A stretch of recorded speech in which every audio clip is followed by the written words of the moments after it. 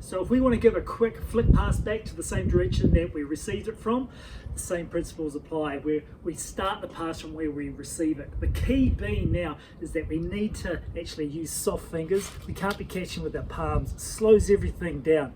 So we really engage, apply pressure through the ball as you catch it.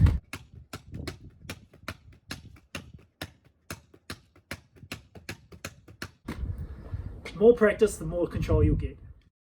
So here's a nice little activity where we can just really focus in on the catching early with the fingers, applying pressure through the ball. And by having the constraint of not using your arms during this activity, we can really engage the wrists and flick them towards the target. In this activity, we're looking to catch the ball in different positions, but then applying that principle of starting your pass from where you catch it. Whatever way you're catching this in this activity, just shoot your hands straight to the target. To get the ideal catching position, throw the ball on the outside of the body.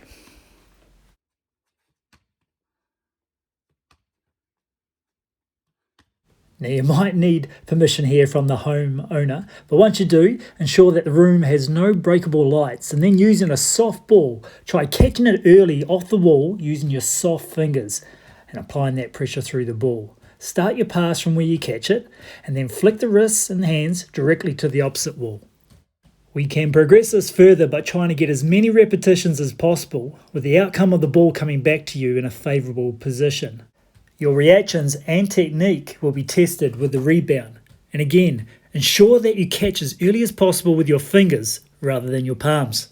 Palm catching will slow the process down and affect the control, but what I found, it had a knock-on effect, causing my guide arm to point high in the finish, and that's why it's so important to review everything.